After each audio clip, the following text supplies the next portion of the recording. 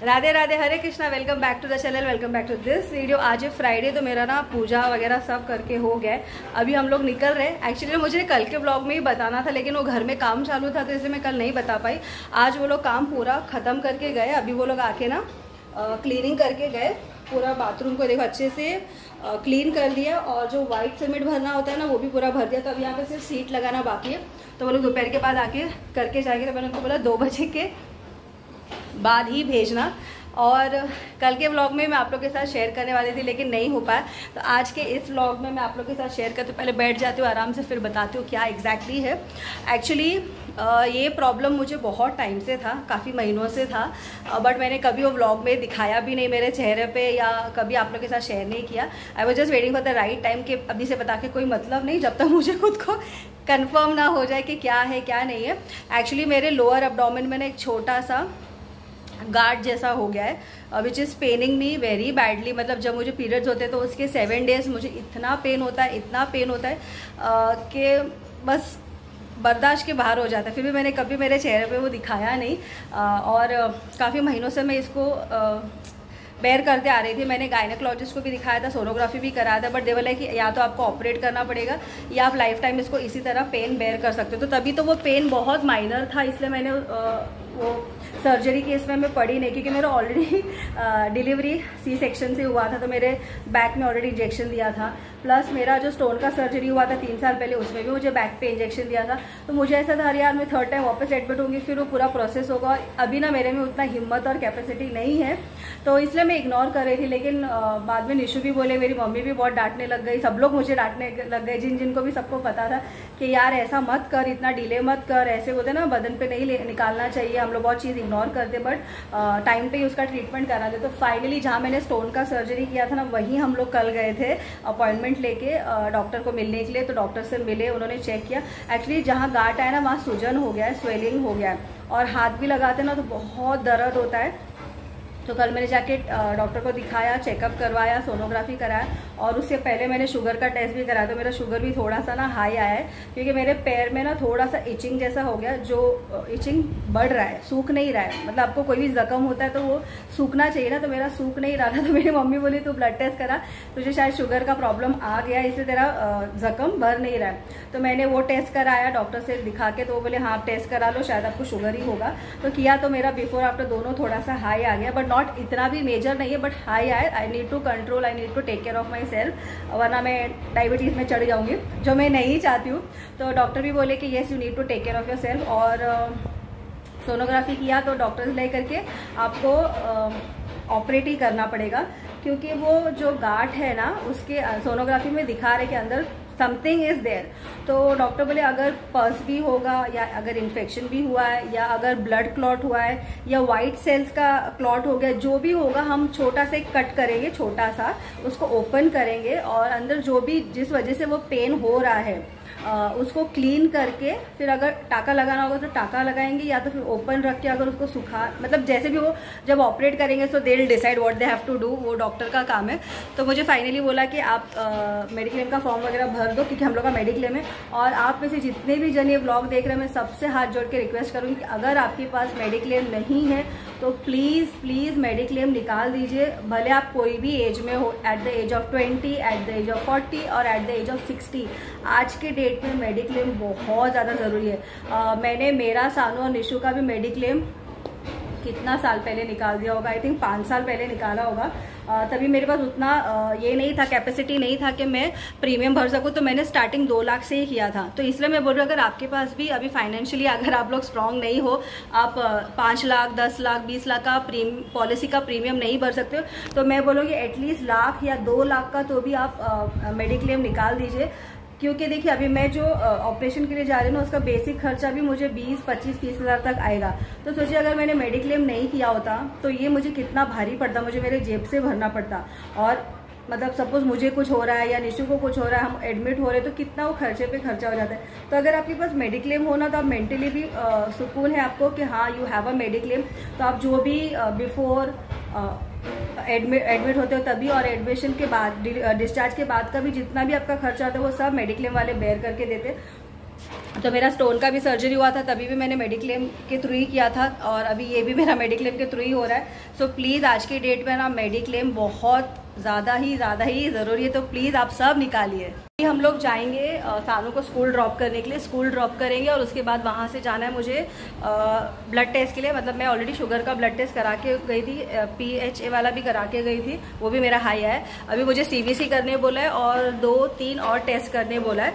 तो सानू को छोड़ के हॉस्पिटल में ही जाएंगे, हॉस्पिटल से ही टेस्ट करवाएंगे, और जो मेडिक्लेम का फॉर्म है वो भी मैं भर दूँगी, मेरे जो डॉक्यूमेंट्स देने वो भी सबमिट कर दूँगी, और जो ईमेल करना है मेडिक्लेम वालों को और जो हॉस्पिटल वालों का जो ईमेल वाला प्रोसेस है वो भी कंप्लीट करके then I will come back home. और सच बताऊँ तो इस बार मुझे जितना मैं लास्ट टाइम स्टोन के लिए नहीं डर रही थी ना, उतना मुझे अभी हो रहा है। मतलब ऐसा नहीं कि बहुत बड़ा मेजर ऑपरेशन, एकदम छोटा सा माइनर ऑपरेशन ही है, लेकिन अभी फिर एडमिट होना 2 दिन का ही प्रोसेस है। मुझे पहले लग रहा था कि 4-5 दिन जाएगा, डॉक्टर बोले नहीं, आज अगर सपोज आज मंडे मॉर्निंग को आप एडमिट होते हो तो मंडे को ही हम लोग ऑपरेट कर देंगे, तो जस्ट स्मॉल ऑपरेशन, मंडे को ही ऑपरेट कर देंगे और ट्यूसडे को आपको डिस्चार्ज भी मिल जाएगा। तो निशु बोले अरे 2 दिन की बात है तो तुम मत डिले कर, अभी के अभी तुरंत करा दे। तो फिर ये मंडे को मैं एडमिट होने वाली हूँ, और 2 दिन है तो वो निशु छुट्टी लेंगे मंडे एंड ट्यूसडे। तो मेरे निशु इज़ ऑल्सो देयर, मेरे पापा भी है, मेरा भाई भी है, तो ऐसे हम लोग मैनेज कर लेंगे, इतना कुछ ये नहीं। और अभी मुझे हॉस्पिटल में सब वहाँ के पहचान वाले हैं, so I can manage all alone. सिर्फ जब मेरा ऑपरेशन हो जाएगा उस वक्त मुझे कोई चाहिए, और ऑपरेशन के बाद थोड़े टाइम के लिए मुझे कोई चाहिए।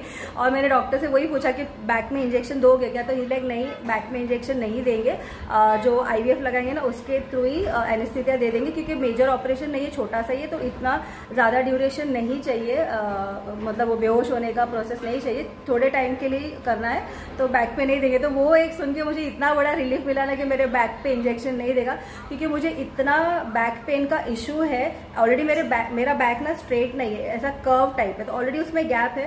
तो मैं कहीं पे भी ऐसा बैठूँ ना तो मुझे पहले पिल्लो चाहिए रहता है ऐसा टेकने के लिए, ताकि मेरे बैक को सपोर्ट मिले। और अगर मैं ज़्यादा टाइम खड़े रह के काम करूँ जैसे कंटिन्यू 3-4 घंटे, तो मेरे बैक की तो पूरी वाट लग जाती है, इतना मेरा बैक पेन होने लग जाता है। तो इसलिए मुझे ऐसा था कि मुझे वापस बैक पे इंजेक्शन नहीं चाहिए, बट लकीली डॉक्टर सेड कि ठीक है हम नहीं देंगे, तुम ज़्यादा स्ट्रेस मत लो। तो वहाँ मुझे थोड़ा सा एक सुकून मिला कि हाँ चलो मेरे बैक पे इंजेक्शन नहीं है।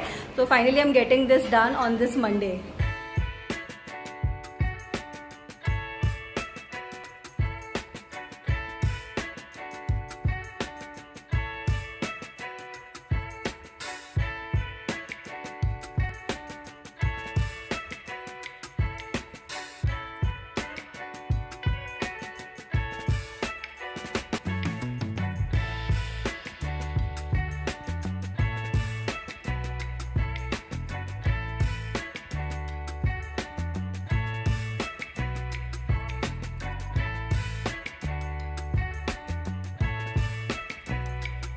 तो आज हॉस्पिटल के इसमें मैंने फास्ट के लिए कुछ भी नहीं किया, मेरे में ताकत ही नहीं कि मैं वो मखाना भी रोस्ट कर सकूँ। तो मैंने क्या किया, सादा सॉल्टेड वेफर ही ले लिया और 2 ऑरेंज ले लिया, दैट्स इट। एटलीस्ट थोड़ा सा कुछ खा लूँ, फिर थोड़ा सा रेस्ट करूँगी, क्योंकि मेरे को बहुत थकने जैसा हो गया है धूप में से जाके आके।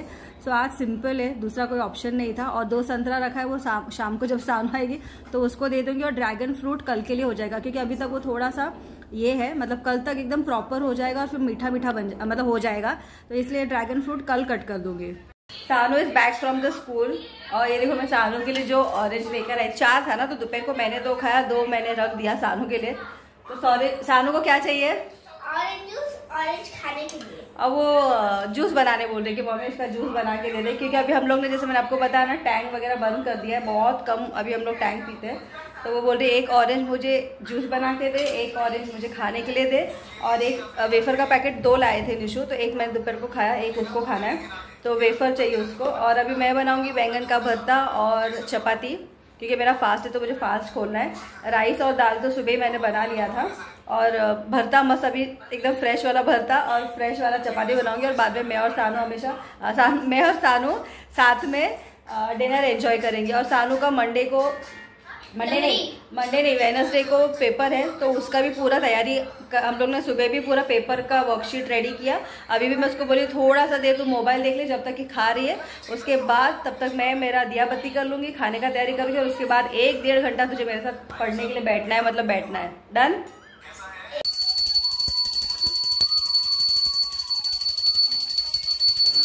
तो आज फ्राइडे मेरा फास्ट है, तो अभी शाम को उपवास खोलना है।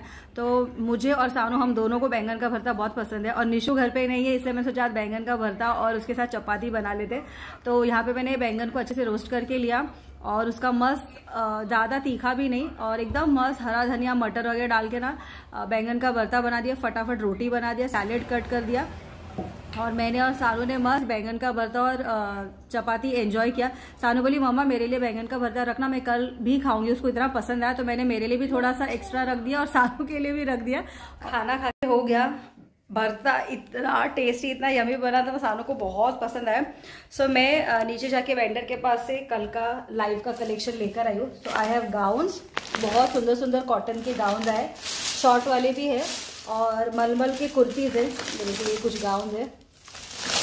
तो कल होने वाला है वेस्टर्न स्वेटर का लाइव, गाउन्स कॉटन गाउन, और होने वाला है मलमल के 5 कलर्स है, 5-6 कलर्स है शॉर्ट कुर्तीज का, उसका लाइव होगा। तो ये मैं थोड़ा सा कलेक्शन लेकर आई हूँ, वो तो और दे रहे थे, मैं बोला नहीं, जहाँ मुझे जाके लाइव करना है उनके पास भी वेस्टर्न स्वेटर बहुत सारे हैं, तो फिर इतना सारा 1 घंटे में कवर करना पॉसिबल नहीं है। और जो मेरे वेंडर थे ना, वो मुझे बोल रहे थे कि इशिता आप सिर्फ सैटरडे को लाइव क्यों करते हो, सैटरडे संडे दोनों किया करो। सो आई डोंट नो, आप में से बहुत सारे जब मेरा लाइव देखते हैं, सो प्लीज़ आप लोग एक क्या पोल ऑफ ओपिनियन करके मुझे बताइए कि क्या मुझे सैटरडे संडे दोनों करना चाहिए, या जो मैं सैटरडे कर रही हूँ उसी को कंटिन्यू करना चाहिए, कैसा क्या ठीक रहेगा। आप लोग भी प्लीज़ मुझे एक बार अपना फीडबैक ज़रूर देना, ताकि मुझे थोड़ा हेल्प हो जाए, मुझे समझ में आएगा कि मुझे सैटरडे संडे दोनों करना चाहिए, या सैटरडे ही कंटिन्यू करना चाहिए, या सैटरडे को संडे में शिफ्ट कर देना चाहिए। तो प्लीज़ मुझे कमेंट बॉक्स में कमेंट ज़रूर करना। तो किचन वाइंड अप हो चुका है, और मैंने कल के लिए ना मूंग भिगा के रख दिया है, क्योंकि बहुत टाइम हो गया हम लोग ने मूंग नहीं बनाया, मैंने मूंग नहीं बनाया, मूंग नहीं खाया, हरा मूंग। और आटा भी मैंने अभी जो बनाया था ना उसी के साथ एक्स्ट्रा गूंद के रख दिया है, क्योंकि कल सुबह उठने के बाद मुझे इतना घाई हो जाता है ना, फिर नाश्ता, चाय पानी, झाड़ू पोछा, पूजा, फिर पूरा खाना बनाना है मुझे कल, क्योंकि कल भी निशु का नाइट शिफ्ट है, तो दोपहर को निशु खाना खा के जाएंगे। ये रेसा नो, उसको बोला रिविजन कर, मैं बर्तन धो के आती तब तक रिवीजन कर, फिर मैं तेरा टेस्ट लेती हूँ। और कल का दिन भी बहुत बिजी जाने वाला है, लाइव है, फिर उसके बाद आफ्टर लाइव होगा सारा पसारा जो होगा वाइंड अप करने के लिए। So I hope you guys enjoy today's blog. तो मैं मिलती हूँ आपको नेक्स्ट वीडियो में, तब तक आप सब अपना ख्याल रखना। और मुझे पैकिंग भी करना है, क्योंकि सानू का नको ना बाजो नानू, इतने डिस्टर्ब होता है कभी कभी, कुछ चीज़ें सानू की मुझे बहुत इरिटेट कर जाती है। एनीवेज, तो मुझे पैकिंग भी करना है, क्योंकि सानू 2 दिन मंडे ट्यूसडे हम लोग घर पे नहीं है, तो मम्मी के पास, दादी के पास, नानी के पास, दादी के पास ऐसे शफल हो के 2 दिन अपना निकालने वाली है। तो उसके कपड़े, बॉक्स, 2 दिन का टाइम टेबल, वो सब लेके जाना है, तो वो अभी कल ही होगा, आज तो नहीं हो पाएगा। और मैं बाकी का अपडेट आप लोग को आगे के ब्लॉग में दूंगी। तब तक आज का ब्लॉग एंड करते, see you in the next video. तब तक आप सब अपना ख्याल रखना। हाँ, वही नेक्स्ट वीडियो। तब तक Radhe Radhe, Hare Krishna and good night. Good night.